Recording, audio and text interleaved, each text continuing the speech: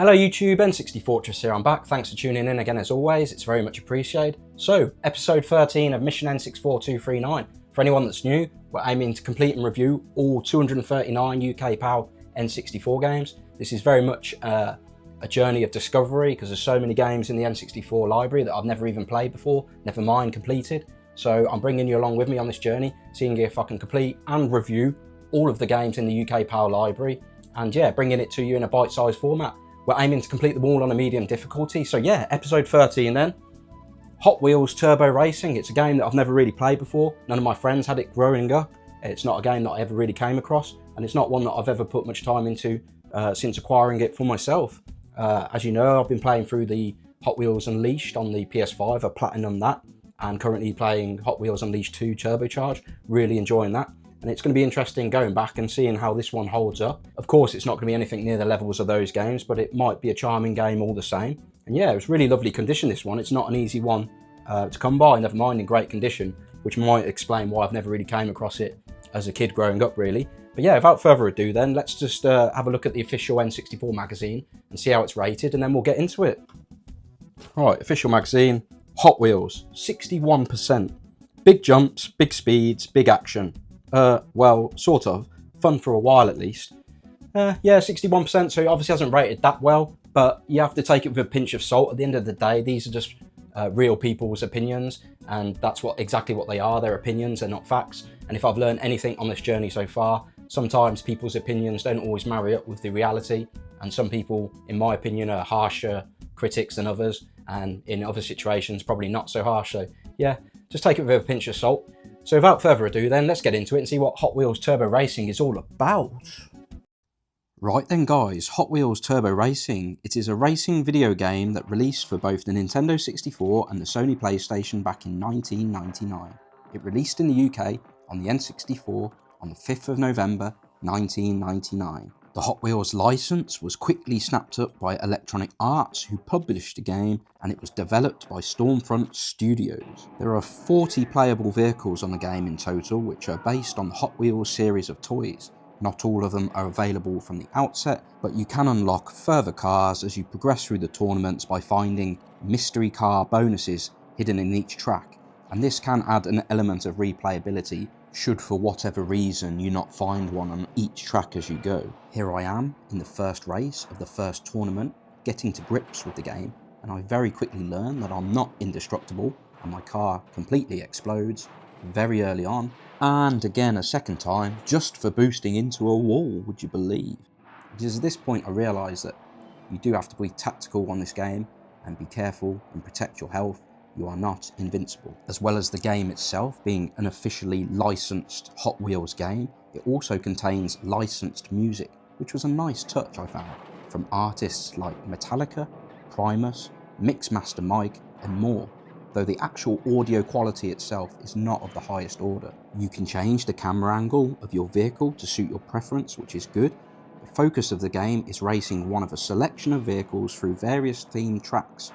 You can unlock further secret tracks by winning races and progressing through the tournaments and winning. Stunts can be executed by using the direction pad or thumbstick whilst in midair in order to add to the turbo meter over in the bottom left corner there, and this will allow you to increase your speed by boosting.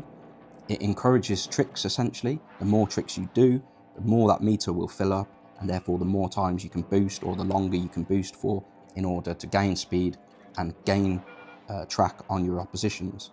I have to say the tricks were not easy to master, and I found it particularly sensitive, and it can be a drawback when not executed to perfection. So time is really required to be invested to familiarise yourself with this game, and so you can really get the hang of it. I did find that certain tracks it was a lot more optimal just to focus on the actual racing and not so much the stunt element, because it was very difficult to land and you just lose so much ground on the AI computers. It was just more effective to focus on an outright racing game. You can also attack and destroy opposition racers by crashing into them, which adds an even more competitive edge to the game. I did like this. You can either ram straight into them or try and cut them up or lead them to crash into a barrier of some sort, and I found this really good and funny at times. I certainly didn't find it funny when they did it to me though, and that did happen on occasions, believe it or not. My initial impressions of this game are that it combines qualities from other games, the power-ups and the shortcuts which can be found in Mario Kart, the ability to be able to take alternate routes on the course, a very positive feature of Beetle Adventure racing, and having an overall arcade feel that is perhaps somewhat similar to the Rush games on the Nintendo 64. I did feel like I was stuck in a bit of glitch at this point in time. I had no boost to get up that slope, so I had to reverse and eventually force my way up. By the way, each race is 6 laps, and that is quite a lot. So when you're 4 laps in, even though you're in last place, you're already quite a lot of time invested, so it's worth seeing the race out to see if you can salvage something from the race, because you've already invested quite a lot of time. I just about managed to get back into this race, and I think I finished first overall there, very luckily. Not sure how, but it was very lucky, and it just goes to show that it ain't over until it's over. What I would also say about some of the tracks are that there's moving obstacles, crates, which you saw me crash into a second ago, boulders, and you have to adapt to the tracks, learn the tracks, all basically being trial and error to become a master at this game. Full transparency here, I only invested about 90 minutes of my time to complete the game to a level that I would deem appropriate on this journey, so I certainly did not become a master, and definitely well far off the pace of being a seasoned player on this game, and you definitely need to invest more time to really get to grips with the mechanics. The frame rate is not too bad, but there is no use of the expansion pack support feature, unfortunately. A bizarre decision to my mind.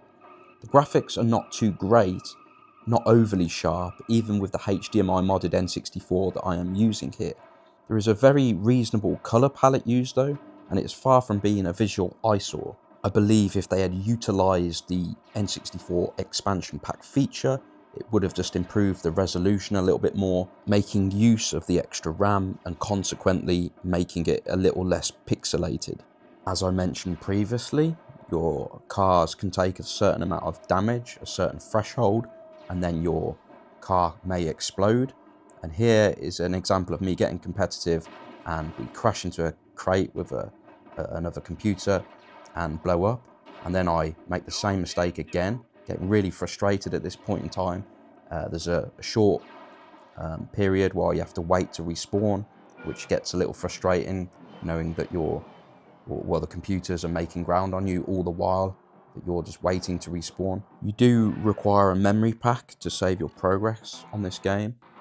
I much preferred back in the day the games that had a save feature on the car, like your GoldenEyes, your Perfect Darks and so on, and games that required a memory pack like Turok 2, I always found a lot more difficult because I had an unofficial memory pack that was forever corrupting, and I always saw that as a drawback. But yeah, it's not the end of the world, but not ideal either. So after winning the first tournament, we've unlocked a series of new cars, some new circuits to race on, and unlocked another tournament to enter, which is only 2 races long, by the way. So we'll get stuck into that next. The game does have multiplayer support, but only up to 2 players. I think they missed a trick here, only doing 2 players. I think in this sort of world, in this sort of time, on the Nintendo 64, people wanted 4-player races. You look at the likes of Diddy Kong Racing, Mario Kart, F-Zero X, all these great games that supported 4-player modes. It's just going to get left behind, isn't it, when there's appetite for those sort of games amongst multiple friends. Of course, you could still have fun on this with one other, but at those sort of events where there's 4 people, the game would just be left unplayed on those occasions, wouldn't it? The controls work well in the main, but it was quite difficult to control your car through the air, and it was very easy to overcompensate when turning, i.e. ending up doing a 540 or something like that when attempting a 360, i.e. turn or barrel roll, meaning that you'd end up facing the wrong way when you land, or even on your roof, and you just end up losing time. And maybe that's because I didn't fully master the controls, and that's probably something that I need to work on. But I know there are other games where these features exist, and I was a lot better at them, perhaps because they're a little more forgiving, or There was a sort of element of assisted landing that didn't seem to exist so easily on this game. AI-wise, I thought it was quite a challenge, even on normal difficulty, and hard is exactly what it says. It is hard, and once completing the tournament with 2 races after the first tournament, that generates one final tournament, which is 1 race long, and there is no option to complete it on any other setting other than hard. Unfortunately, I did complete that race, but I was unable, after several attempts, to get anywhere near winning, and so I had to tap out and admit defeat and accept that I haven't got enough time to put into this game to become a master at it and be able to beat the computer AI difficulty on a hard difficulty setting. I guess you could argue that it's a positive feature of the game, that it's not easy and it forces you to invest more time in it. And you have to remember it comes from a world where games were designed not to be so easy, so that there's more replayability there. You play it and play it and play it, and only then will you become a true master. To summarise then, I thought this game was enjoyable in the main, but I know there are so much better races on the N64 out there. The lack of 4-player and the overall feel to the tracks and graphical sharpness, I find it difficult to give this game any more than 6 out of 10. But it's worth noting that IGN gave this 7.7 out of 10 and Nintendo Power gave it 7.3 out of 10. Here we can see that I've just won the second cup, unlocked a series of more vehicles, and finally unlocked the Twin Mill Challenge. This is something that overcame me. It's something I could not beat. I've included a bit of footage here so you can see what you would be up against. They are faster, much better at executing tricks and therefore increasing their boost time. They are very aware. They know where all the shortcuts are, which I do not.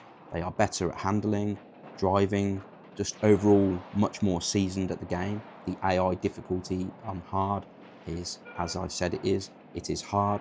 It encourages you, or forces you I should say, to become good at the game and master at the game, and only then will you be worthy of beating this on the hardest difficulty. As I aforementioned, it is a positive thing in many ways, as it will encourage you to become better at the game, but it's just something that I don't have time to invest in, unfortunately, on this playthrough. So I made sure I finished the track and completed the race, but I was over a minute off the pace and just simply not good enough.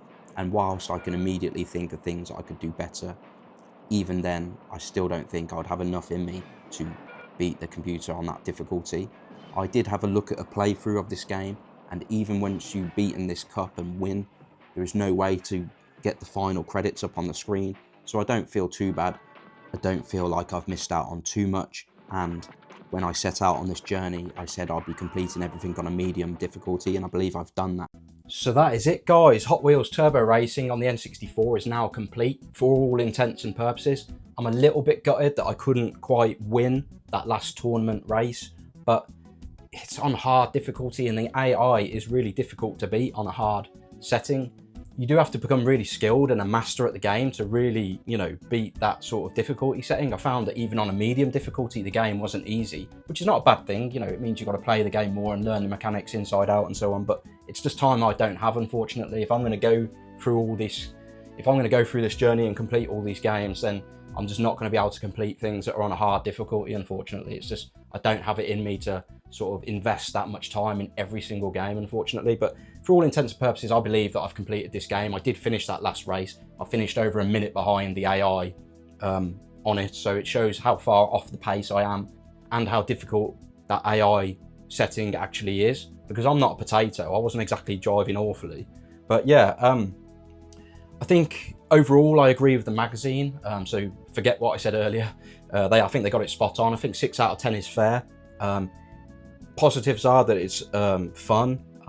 It's officially licensed by Hot Wheels, obviously, and anyone who played with Hot Wheels in the 90s, the toys would have liked to have seen this game come to fruition. They use real cars from the Hot Wheels series. There's licensed music in this game as well, which is pretty cool. The tracks are exciting in the main.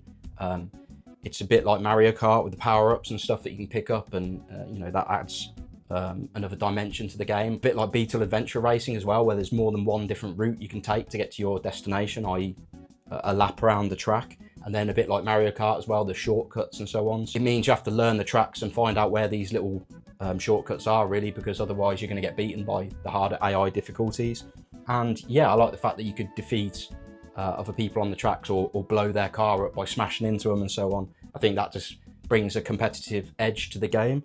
Unfortunately, it is only 2 players, like I said, so I think it doesn't quite cut the mustard in terms of that N64 era. People wanted 4-player games, racing games, Mario Karts, Diddy Kong Racings, and so on. And you just, by only restricting it to 2-player, you kind of eliminate a certain audience with this sort of game, which is a shame. I think it would have been pretty fun on 4-player. But overall, yeah, 6 out of 10. Enjoyed the game. A little bit disappointed and frustrated that I couldn't complete it 100% and beat that last difficulty. But mark my words, it's difficult, and hopefully you'll forgive me for not being able to do that and respect the fact that I need to apportion my time correctly and, you know, carry on with this journey at the rate we're sort of going, because I'll still be here in 20 years trying to complete every game if I'm trying to beat every game on the hardest difficulty setting there is. It's just a super tough challenge trying to do that. But yeah, I hope you enjoyed this one. If you've got any comments on this game, let me know. Did you have this game back in the day? Have you got any memories of this game? What I would say is that there's glimpses in this game of what is still there today in the PS5 versions, you know, being able to barrel roll in the air and control your car in the air and so on. That's something that's on Hot Wheels Unleashed 2 Turbocharged, so it's interesting that those features existed back then, and it is pretty cool.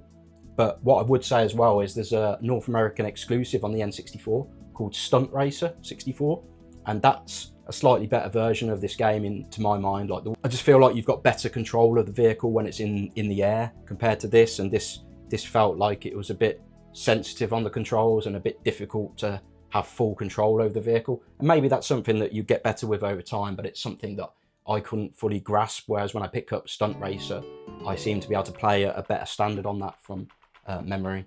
So yeah, I hope you've enjoyed this one, guys. Let me know if you have by whacking a thumbs up. It really helps the channel out. If you're new and you're not yet subscribed, please consider doing so. I'm trying to build this place up. More of you coming along to see me complete and review every single UK PAL N64 game, and also come along for my other gaming exploits. Can I collect the full PS3 Essentials library, PS4 hits, and any other games I'm interested in playing or collecting for whatever reason.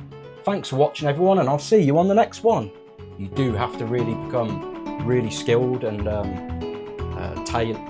you do have to become really skilled and you do have to